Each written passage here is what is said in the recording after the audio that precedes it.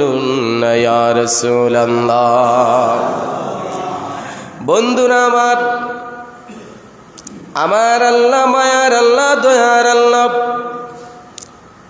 আল্লাহ সুবহানাহু ওয়া তাআলা কুরআনুল কারীম ফুরকানুল হামিদের মধ্যে ঘোষণা দেয়, ওয়াকাদা রাব্বুকা আল্লা তা'বুদু ইল্লা ইয়্যাহু। আমার আল্লাহ রব্বুল আলামিন জানিয়ে দেয়, ও আমার দুনিয়ার মানুষ তোমরা শুনে নাও। আল্লাহ রব্বুল আলামিন জানিয়ে দেয়, ও আমার পৃথিবীর বান্দা বান্দিরা, আমি আল্লাহ রব্বুল আলামিন 18,000 মাখলুকাত 80,000 আলমের মধ্যে বান্দা তোমাকে অতি মর্যাদা দিয়ে অতি সম্মান দিয়ে ওয়ালাকাদ কাররামনা বানি আদম, এই পৃথিবীর জমিনের মধ্যে সর্বশ্রেষ্ঠ মর্যাদা দান করেছেন। অন্য জায়গার মধ্যে আমার আল্লাহ পাক জানিয়ে দেয়, কুনতুম খায়রা উম্মাতিন উখরিজাত লিন-নাস। আমার আল্লাহ পাক মানুষদেরকে উত্তম জাতিতে প্রেরণ করেছেন, সৃষ্টি করেছেন। লাকাদ খলাকনাল ইনসানা ফি আহসানি তাকওয়িম। আমার আল্লাহ জানিয়ে দেয়, এই দুনিয়ার জমিনের মধ্যে বান্দা তুমি আসার জন্য ইচ্ছা পোষণ করো নাই, আমি আল্লাহ পাক তোমাকে ধরার জমিনের মধ্যে পাঠাইলাম। সুন্দর আকৃতি দিয়ে আমি আল্লাহ পাক যেমনটি ভাবে চেয়েছি। আল্লাহ পাক বলেন, ফি আইয়ি সূরাতিম মা শাআ রাকাবাক। আল্লাহ পাক বলেন, আমি আল্লাহ পাক যেমন চেয়েছি ঠিক তেমন ভাবে সাজাইয়া বান্দা তোমাকে ধরার জমিনের মধ্যে পাঠাইলাম। এই দুনিয়ার জমিনের মধ্যে আমি আল্লাহ কেন পাঠাইছি জানোনি? আল্লাহ পাক বলেন, ওয়াকাদা রাব্বুকা আল্লা তা'বুদু ইল্লা ইয়্যাহু। এই ধরার জমিনের মধ্যে আমি আল্লাহ পাক এত মর্যাদা দিয়ে বান্দা তোমাকে পাঠাইলাম একমাত্র আমি রব্বুল আলামিনের ইবাদত রিয়াজত করার জন্য। জোরে বলুন সুবহানাল্লাহ। শুধু কি তাই না, আল্লাহ রব্বুল আলামিন 27 নম্বর পারায় 2 নম্বর পৃষ্ঠার মধ্যে আবার জানিয়ে দেন, ওয়ামা খালাকতুল জিন্না ওয়াল ইনসা ইল্লা লিয়া'বুদুন। আরো জোরে বলুন না আল্লাহু আকবার। আল্লাহ পাক বলেন, দুনিয়ার মানুষ তোমরা শুনে নাও, এই ধরার জমিনের মধ্যে তুমি ছিলে না, তোমার কোনো অস্তিত্ব এই দুনিয়ার জমিনের মধ্যে ছিল না। আমাদেরকে ধরার জমিনের মধ্যে এত সুন্দরভাবে পাঠিয়েছেন আমার আল্লাহ রব্বুল আলামিন। আল্লাহ পাক বলেন, এত সুন্দরভাবে তোমাকে পাঠাইলাম। আমি আল্লাহর একটা উদ্দেশ্য, ইচ্ছা, সেই ইচ্ছাটা হলো আমি আল্লাহ পাক মানুষ এবং জিন জাতিকে এই ধরার জমিনের মধ্যে পাঠিয়েছি। আর যত সৃষ্টি আমি আল্লাহ পাক সৃষ্টি করেছি মানুষের খেদমত করার জন্য। মানুষ সৃষ্টি থেকে খেদমত নিবে, আর আমি আল্লাহ পাক উত্তম সুরতে আকৃতিতে তাদেরকে সৃষ্টি করেছি একমাত্র আমি আল্লাহ পাকের ইবাদত করার জন্য। জোরে বলুন সুবহানাল্লাহ। আমাদেরকে ধরার জমিনের মধ্যে পাঠিয়েছেন কে? আরো জবান খুলে বলুন না, পাঠিয়েছেন কে?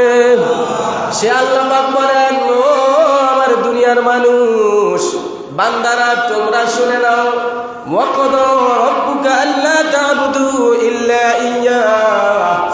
এই ধরার জমিনের মধ্যে আসার পর তুমি ভাত খাইবা, আমার ইবাদত করবা, মাছ খাইবা, আমার ইবাদত করবা, চলাচল করবা, আমার ইবাদত করবা, হাত পা অঙ্গ প্রত্যঙ্গগুলা তুমি ব্যবহার করবা, একমাত্র জমিনের মধ্যে আমার ইবাদত করবা।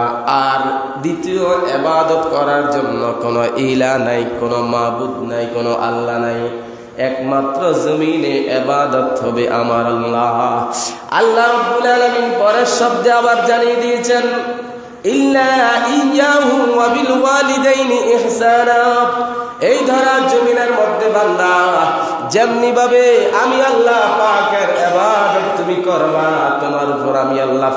ফরজ করে দিয়েছি, ঠিক তেমনভাবে সন্তানের উপর মা বাবার খেদমত করে সন্তুষ্টি অর্জন করাকেও আমার আল্লাহ পাক ফরজ করে দিয়েছেন। জোরে বলুন সুবহানাল্লাহ। আল্লাহ রাব্বুল আলামিন জানিয়ে দিয়েছেন, একটু মনোযোগ দিয়ে শুনুন। আল্লাহ পাক বলেন, তুমি হাত চাও না, আমি হাত দিয়েছি। তুমি চোখ চাও না, আমি আল্লাহ পাক তোমাকে চক্ষু দান করেছি। তুমি জমিনের মধ্যে চলার জন্য পা চাও না, আমি আল্লাহ পাক তোমাকে পা দান করেছি। ভালো মন্দ বুঝার জন্য তুমি মেধা চাও না, আমি আল্লাহ পাক তোমাকে সেই বুঝটাও দান করেছি। এই ধরার জমিনের মধ্যে আসার পর তোমাকে আমি আল্লাহ পাক শক্তি দিলাম কামাই রোজগার করার জন্য। সব কিছুর বিনিময়ে একমাত্র জমিনে আমি আল্লাহ রাব্বুল আলামিনের ইবাদত করবা। দ্বিতীয় ইবাদত করার জন্য কোনো ইলা নাই, কোনো মাবুদ নাই। কিন্তু আমার আল্লাহ পাক পরের শব্দে জানিয়ে দিয়েছেন, শুধু আমার ইবাদতের মধ্যে বান্দা তুমি ক্ষান্ত নয়, ইল্লা ইয়াহু ওয়া বিল ওয়ালিদাইনি ইহসানা। যে মা বাবার মাধ্যমে সন্তান তুমি ধরার জমিনের মধ্যে আগমন করেছো, এসেছো, সেই সন্তান মা বাবার খেদমত করাকে আমার আল্লাহ পাক জমিনের উপর সন্তানের উপর ফরজ করে দিয়েছেন। জোরে বলুন সুবহানাল্লাহ। এজন্য আমার বাবারা, বন্ধুরা, মা এবং বাবার মর্যাদা বলতে যাইয়া আজ থেকে ১৫০০ বছর আগে মদিনার রাসূল মদিনার মিম্বর থেকে জানিয়ে দিয়েছেন। মিশকাত শরীফের মধ্যে হাদিস কেন এসেছি, আমার মায়ের নবী একবার আপনারা যেভাবে বসে আমার আলোচনা শুনতেছেন, ঠিক এইরকম ভাবে আমার নবী পাক মদিনার নূরানি মিম্বরের মধ্যে বসে রাসূল পাকের নূরানি ঠোঁট মোবারক দ্বারা সাহাবায়ে কেরামের সামনে বর্ণনা করতেছেন। ও আমার সাহাবায়ে কেরাম, তোমরা শুনে নাও, এই পৃথিবীর জমিনের মধ্যে আমার কোনো উম্মত যদি তার মাকে ভালোবাসে, তার বাবাকে ভালোবাসে, দৈনিক একবার তাকাইতে পারে, সন্তান মাকে ভালোবাসে, তার মায়ের দিকে একবার তাকানোর সঙ্গে সঙ্গে আমার আল্লাহ তার আমলনামার মধ্যে একটি কবুল হজের সওয়াব দান করে দেয়। জোরে বলুন সুবহানাল্লাহ। সাহাবায়ে কেরাম আরজ করলেন, ইয়া রাসূলুল্লাহ, ইয়া হাবিবাল্লাহ, নবীজি, ও মায়ার নবী গো, কোন সন্তান যদি একবার মায়ের দিকে কিংবা বাবার দিকে মোহাব্বতের নজরে তাকাইলে যদি একটি কবুল হজের সওয়াব হয়ে যায়। আর আমরা সাহাবায়ে কেরাম আপনি রাসূলের কাছে জানতে চাই, কোন সন্তান যদি মাকে মোহাব্বত করে, বাবাকে মোহাব্বত করে, দৈনিক ভালোবাসার নজরে ১০০ বার তাকাইতে পারে, তার আমলনামার মধ্যে আমার আল্লাহ পাক কি মর্যাদা দান করবে। আমার মদিনার রাসূল আজ থেকে ১৫০০ বছর আগে মিশকাত শরীফের হাদিসের মধ্যে জানিয়ে দিয়েছেন, ও আমার উম্মত, তোমরা শুনে নাও, কোন সন্তান যদি তার মাকে ভালোবাসে, তার বাবাকে ভালোবাসে, দৈনিক ১০০ বার তাকাইতে পারে, ১০০ বার তাকানোর সঙ্গে সঙ্গে আমার আল্লাহ ওই সন্তানের আমলনামার মধ্যে ১০০ কবুল হজের সওয়াব দান করে দেয়। জোরে বলুন সুবহানাল্লাহ। এজন্য তো শায়ের বলেন, একটি হাজার সওয়াবে মিলে মাকে একবার দেখিলে, দেখিলে মা কেন এত দামি জানে না সকলে, জানতো যদি পড়তো দেখে কোরআন হাদিসে খোলে। একটি হাজার সওয়াবে মিলে মাকে একবার দেখিলে, দেখিলে মা কেন এত দামি জানে না সকলে। 10 মাস 10 দিন গর্ভে ধারণ করেছিলেন মা, সহ্য করেছিলেন মায়ে শত যন্ত্রণা। কথা বলেন ঠিক কিনা? কত যন্ত্রণা, কত যন্ত্রণা। ও আমার বাবা, আজ আমি দুনিয়ার জমিনের মধ্যে এসেছি, মা জননী ছোট একটা পেট, এই পেটের ভিতরে একটা দুনিয়া বানাইলেন। টেবিল নাই, প্লেট নাই, খাবারের কোনো ব্যবস্থা নাই। মা জননী পেটটার মধ্যে আমাদেরকে রেখে আমরা কলিজার মধ্যে লাথিয়ে দিয়েছি। মা জননী আরামের ঘুমকে হারাম করে দিয়েছেন। রাত্রিবেলা যখন ঘুমাইতে গেছেন, মা জননী দাঁড়ায় দাঁড়ায় রাত্রটা কাটিয়ে দিয়েছেন। স্বামীর খেদমত করেছেন দিনের বেলা, শ্বশুরের খেদমত করেছেন, শাশুড়ির খেদমত করেছেন। সংসারের সব কাজকর্ম যখন শেষ করে রাত্রিবেলা একটু ঘুমানোর জন্য গিয়েছেন। আমি আর আপনি যখন মায়ের পেটের মধ্যে ছিলাম, আর ওই অবস্থায় যখন মায়ের কলিজা বরাবর লাথি দিয়েছি, মা জননী আরামের ঘুমকে হারাম করে রাত্রটা দাঁড়িয়ে দাঁড়িয়ে কাটিয়ে দিয়েছেন। এই যে বিশাল একটা কষ্ট, আরামের ঘুমকে ত্যাগ করে মা সন্তানের মায়ায় দাঁড়িয়ে দাঁড়িয়ে রাত্রটা কাটিয়ে দেয়। আমার আল্লাহ রব্বুল আলামিন ওই মায়ের আমলের মধ্যে সারা রাত্র দাঁড়াইয়া নফল ইবাদত করলে যে সওয়াব, সন্তানকে পেটের মধ্যে ধারণ করে রাত্র যাপন করার কারণে মায়ের আমল নামার মধ্যে সারা রাতের নফল ইবাদতের সওয়াব দান করে দেয়। জোরে বলুন সুবহানাল্লাহ। আরে বাবা, আমার মতো আপনার মতো এইরকম একজন সন্তানের মুখ দেখতে যাইয়া ডেলিভারির সময় প্রসব বেদনা যখন শুরু হয়েছে, আমি আর আপনি যখন মায়ের পেটে লাথি দিয়ে ধরার জমিনের মধ্যে আসব, এই সময় কত মা দুনিয়ার জমিন থেকে বিদায় নিয়ে অন্ধকার কবর দেশে চলে গেছেন। একমাত্র আমার আপনার মতো সন্তানের চেহারা দেখতে যাইয়া মা জননী 10 মাস কষ্ট করেছেন, 9 মাস কষ্ট করেছেন। মা, আপনি কেমন কষ্ট করেছেন? মা জননী বলেন, একটা পাহাড় যদি আমার মাথার উপরে চাপিয়ে দিত, যত কষ্ট আমি মায়ের হতো, আমার সন্তান বাচ্চাদন যেদিন ধরার জমিনের মধ্যে আসার আগে আমার পেটের মধ্যে এসেছে, আমি মা তার চাইতে আরো বেশি কষ্ট হয়েছে। আর সেই মা বলেন, সেই কষ্ট অনুভব করে সন্তানটি যখন দুনিয়ার জমিনের মধ্যে এসেছে, আমার সন্তানের চেহারাটুকু দেখার সঙ্গে সঙ্গে আমি মায়ের মনের মধ্যে কিঞ্চিত পরিমাণ আর দুঃখ নাই। জোরে বলুন সুবহানাল্লাহ। এই জন্য আমার বাবারা, বন্ধুরা, এই দুনিয়ার জমিন চিরস্থায়ী নয়, এই দুনিয়ার জমিন হলো ক্ষণস্থায়ী। আপনি এসেছেন মা এবং বাবার মাধ্যমে দুনিয়ার জমিনের মধ্যে। একটু চিন্তা করে দেখেন, আমার আল্লাহ, আপনি বিবাহ করেছেন, আপনাকে একজন সন্তান দান করেছে। একজন সন্তান পালন করতে যাইয়া আপনি বাবা কত কষ্ট, কত পরিশ্রম করা লাগতেছে। হে আমার ভাই মুরব্বী বাবারা, আপনিও চিন্তা করে দেখেন, আজকে আপনার সন্তান পালন করতে যাইয়া আপনি যেমন ভাবে দিনের পর দিন কষ্ট করতেছেন, অসুস্থ শুইয়া থাকতে মন চায়, কিন্তু সন্তানের মুখের মধ্যে আমার খাবার তুলে দিতে হবে, এই কথা চিন্তা করে বাবা অসুস্থ শরীর নিয়ে রিক্সাটা লইয়ে বার হয়ে গেল।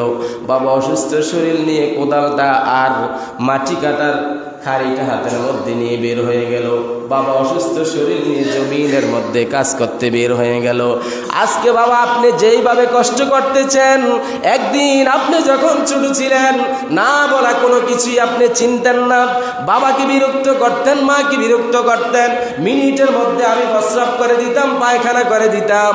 মা জননী কষ্ট ভুলে গিয়ে আমাকে পরিষ্কার করে দিয়েছেন। আপনি যেমন আপনার সন্তানের জন্য কষ্ট করতেছেন, আপনার মা বাবাও আপনার জন্য এইরকম ভাবে কষ্ট করেছেন। আর আপনি বড় হয়ে যদি ফালা তাকুল্লাহুমা উফিন ওয়ালা তানহারহুমা, আপনার মাকে ধমক দিয়ে আপনি কথা বলেন, আপনার বাবাকে আপনি ধমক দিয়ে কথা বলেন, আমার আল্লাহ পাক বলেন তোমার জিন্দেগির সব আমল বরবাদ, নামাজ বরবাদ, রোজা বরবাদ, হজ বরবাদ, যাকাত বরবাদ, দান সদকা বরবাদ, মানুষের সঙ্গে যত ভালো আচরণ করেছ, ফালা তাকুল্লাহুমা উফ, উফ শব্দ তোমার মা বাবা বলার সঙ্গে সঙ্গে সব তোমার দুলিশ্বাত হয়ে গেছে। প্রক্ষান্তরে তোমার আমল কম। যদি তোমার মা এবং বাবার খেদমত করে, তোমার মা এবং বাবার মুখের মধ্যে তুমি হাসি ফুটাইতে পারো, তোমার মা বাবা তোমার প্রতি রাজি হয়ে হাসতে দেরি হয়, আমি আল্লাহ পাক তোমার জন্য 8টা জান্নাতের দরজা খুলতে দেরি করি না। জোরে বলুন সুবহানাল্লাহ। আল্লাহু আকবার বলে সবাই। যে মা বাবা রাজি থাকলে আমার রাসূল রাজি। ক্বালা রিদুন রাব্বি ফি রিদুল ওয়ালিদাইন। ও ওয়াসাখতুর রব্বি ফি সাখতিল ওয়ালিদাইন। এই পৃথিবীর জমিনের মধ্যে আল্লাহকে যদি আপনি রাজি করতে চান, মা বাবার সন্তুষ্টি লাগবে। মা বাবার সন্তুষ্টি অর্জন করতে পারলে রাসূল আপনার প্রতি রাজি এবং খুশি হয়ে যাবে। আর রাসূল যদি আপনার প্রতি রাজি এবং খুশি হয়, আপনার মা বাবা খুশি থাকার কারণে আমার আল্লাহ পাক আপনার প্রতি রাজি এবং খুশি থাকবে। আর সেই রাজি সন্তুষ্ট নিয়ে অন্ধকার কবর দেশে আসলে আমার আপনার কবরটাকে জান্নাতের বাগান বানিয়ে দিবেন কে?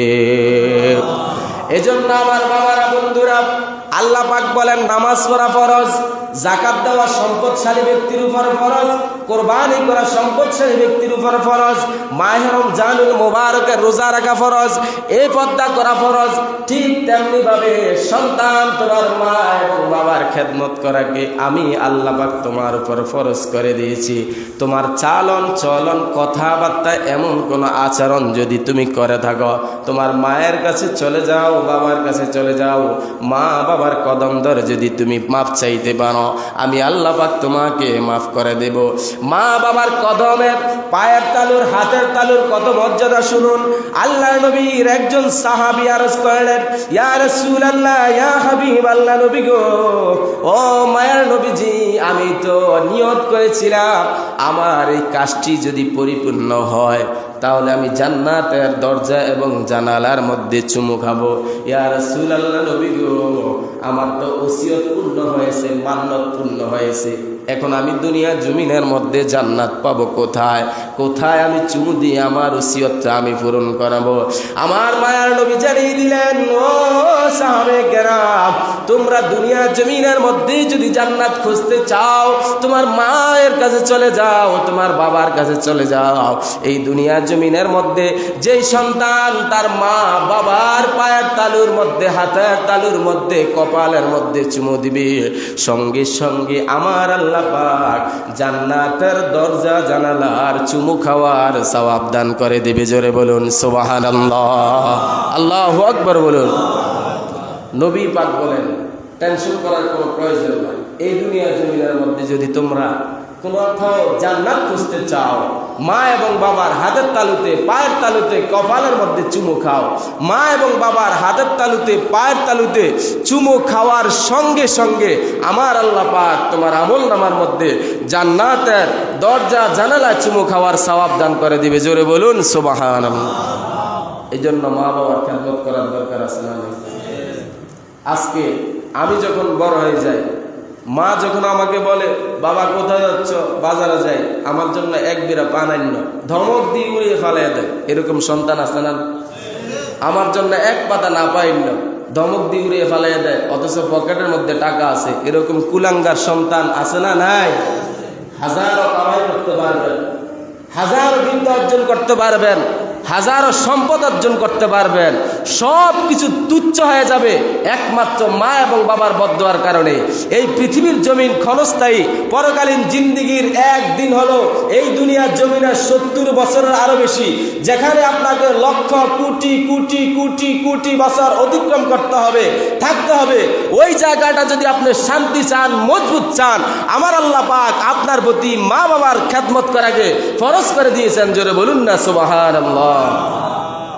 70 বছর মায়ের মনে কষ্ট দিয়ে মনে করেন আপনি ভালো চলতেছেন, বাবার মনে কষ্ট দিয়ে আপনি মনে করেন যে লক্ষ লক্ষ টাকা কামাইতেছেন, আপনি বিল্ডিংয়ে ঘুমাইতেছেন, মাকে টিনের ঘরে, একটা সোনার ঘরে ফালিয়ে রাখছেন।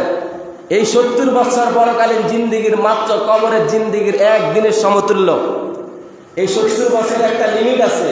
50 বছর, 60 বছর, 100 বছর পর আমাকে কবরে চলে যেতে হবে, কিন্তু কবর দেশে যাওয়ার পর কত 100 কোটি বছর আপনাকে থাকতে হবে, ওই জিনিসের কোনো লিমিট নাই। ওই জায়গাটা যদি আপনি আরামদায়ক করতে চান, মা বাবার খেদমতের কোনো বিকল্প নাই।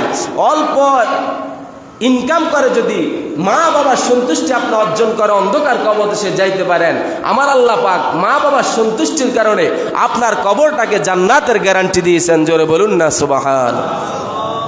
জন্য মা বাবার খেদমত করার দরকার আছে না? নাই। সকলে মা এবং বাবার প্রতি ইহসান, মায়ের নজরে তাকাবেন। আমি আর আপনি যখন ছোট ছিলাম, আপনার বাচ্চা, আমার তো আলহামদুলিল্লাহ বাচ্চা আছে, আপনাদেরও আছে। আপনার একজন বাচ্চা একটা জিনিস দেখলে 10 বার জিজ্ঞাসা করে, বাবা এটা কি, এটা কি, এটা কি, এটা কি, এটা কি। বাবা 10 বার তার জবাব দেয়, এটা ফুল, এটা ফুল, এটা ফুল, এটা ফুল। আপনি যখন বাবা, ছোট বাচ্চা আপনাকে 10 বার জিজ্ঞাসা করেছে, আপনি বিরক্ত হন নাই? কারণ আপনার সন্তান আপনার কাছে প্রশ্ন করেছে, আপনি বাবা হয়ে 10 বার তার জবাবটা দিয়েছেন। ঠিক এই মা যখন বৃদ্ধ হয়ে যায়, একটা প্রশ্ন যখন সন্তানকে করে, সন্তান জবাব দেয়। মা যখন কানে কম শোনার কারণে আরেকবার প্রশ্ন করে, সন্তান ধমক দেয়। এরকম সন্তান আছে না নাই? একবার উপর 2 বার মায়ের সঙ্গে উত্তম আচরণ করতে রাজি নাই, বাবার সঙ্গে উত্তম আচরণ করতে রাজি নাই। আপনার মেম্বার, আপনার চেয়ারম্যান, আপনার সমাজ প্রধান, আপনার আভিজাত্য, আপনার বংশ, মর্যাদা, শক্তি, সামর্থ্য সব ধূলিসাৎ একমাত্র মা এবং বাবার সাথে গাদ্দারি করার কারণে। আর কাবা শরীফের যদি ইমামও হয়, তারপরে তার কপালে জাহান্নাম একমাত্র মা এবং বাবার সাথে নাফরমানি করার কারণে। আর আপনি ক্ষুদ্র আখান্দার একজন নালায়েক, সমাজের মধ্যে দুর্বল একটা ব্যক্তি, আপনার অন্তরের মধ্যে মা এবং বাবার প্রেম, মা এবং বাবার সন্তুষ্টি থাকার কারণে আমার আল্লাহ পাক জান্নাতের 8টা দরজা আপনার জন্য খোলা রেখেছেন। জোরে বলুন না সুবহানাল্লাহ। হযরতে ওয়াস আল কুরুনির ঘটনা আপনারা জানেন। ওয়াস আল কুরুনি আমার রসুলকে বেশি ভালোবাসেন, জানের চাইতে বেশি ভালোবাসেন, কিন্তু চক্ষু দিয়ে কখনো রসুলকে দেখে নাই। আমার নবী যখন দুনিয়া থেকে পর্দা করেন, ওফাত করেন, তখন হযরতে আলী এবং হযরত ওমর রাদিয়াল্লাহু তাআলা আবু বকরকে বলেছেন, আমার জুব্বাখানি ওই ইয়ামিন দেশে আমার একজন পাগল আছে, আশেক আছে, যার নাম হলো হযরতে ওয়াইস আল কারনি। ওয়াইস আল কারনির কাছে তোমরা আমার জুব্বাটা পৌঁছে দিও। জোরে বলুন না সুবহানাল্লাহ। তারা বলেছেন, আবু বকর বলেন, আমি আপনার শ্বশুর, আমি আপনার হিজরতের সাথী, আমি আপনার বাল্যকালের সাথী, আপনার সাথে জিহাদে অংশগ্রহণ করেছি, আপনার পিছনে দাঁড়াইয়া নামাজ পড়ে ইক্তেদা করেছি। হযরত ওমর বলেন, আমি আপনার শ্বশুর, আমি মসজিদে নামাজ গোপন ছিল, আমি ওপেন করেছি, কোরআন তেলাওয়াত গোপন ছিল, আমি ওপেন করেছি। আমার ভয়ে কাফেররা থরথর করে কাঁপতো, আমি বাতিল কাফের থেকে আপনার রাসূলকে হেফাজত করেছি। আমরা আপনাকে দেখেছি, দেখার পর আমরা জুব্বা পাইলাম না। আর ওয়াইস আল কারনি আপনাকে দেখে নাই, সে কিভাবে আপনার জুব্বা পায়? হযরতে প্রিয় নবী, দুজাহানের বাদশা নবী বলেন, ওয়াইস আল কারনি আমার কাছে আসতে পারে নাই, কিন্তু তার অন্তরের মধ্যে আমার রসুলের প্রেম ভালোবাসার কোনো কমতি নাই। কেন আসতে পারে নাই সেটাও আমি জানি। তোমরা যখন জুব্বাটা নিয়ে তার কাছে যাইবা, সে তখনই বলবে কেন আমার কাছে আসতে পারে নাই। হযরত আবু বকর, হযরত ওমর, হযরত আলী যখন জুব্বা নিয়ে ওয়াইস আল কারনির কাছে গেল, যাইয়া বললেন, আপনি কি এমন আমল করেছেন, আপনি রসুলকে দেখেন নাই, তারপরে রসুল আপনাকে রসুলে পাকের গা মুবারকের জুব্বা মুবারক দান করেছে। হযরত ওয়াইস আল কারনি বলেন, আমার অন্তরের মধ্যে নবী প্রেমের কোনো কমতি নাই, কিন্তু আমার ঘরে বৃদ্ধ মা থাকার কারণে আমি রসুলের দরবারে একবারও যেতে পারি নাই। আমি মায়ের প্রাণভর করে খেদমত করেছি, আর বাকিটা সময় আমার রসুলের উপর দুরূদ শরীফ পড়ার কারণে আমার রসুল রাজি এবং খুশি হয়ে আমি ওয়াইস আল কারনিকে রসুলে পাকের জুব্বা মুবারক দান করেছে। জোরে বলুন সুবহানাল্লাহ। ওয়াইস আল কারনি বলেন, শুধু তাই নয়, আমি যখন রসুলের উপর দুরূদ শরীফ পড়ি সকালবেলা, দুপুরবেলা, রাত্রিবেলা, আমার এই বাঙ্গা ঘরের মধ্যে মায়ের খেদমত করে রসুলের সন্তুষ্টি অর্জন করার কারণে আমার এই বাঙ্গা ঘরের মধ্যে আল্লাহ রসুল রেগুলার 3 বার আগমন করে। জোরে বলুন সুবহানাল্লাহ। সে মা এবং বাবার খেদমত করার দরকার আছে না নাই? আপনার ইনকাম কম, এই খবর আপনার মা জানে কি জানে না? আমার ইনকাম কম, এটা আমার মা জানে কি জানে না? তা আমি যখন বাজারে যাওয়ার সময় বলবো, মা তোমার কিছু খাইতে মন চাই কিনা? আমার ইনকাম যদি 10 টাকা হয়, আমার মা তো একটা 20 টাকার জিনিস আমার কাছে চাইবে। যদিও বলে 10 টাকা ইনকাম আছে, 2-1 টাকার জিনিসের কথা আমাকে বলে।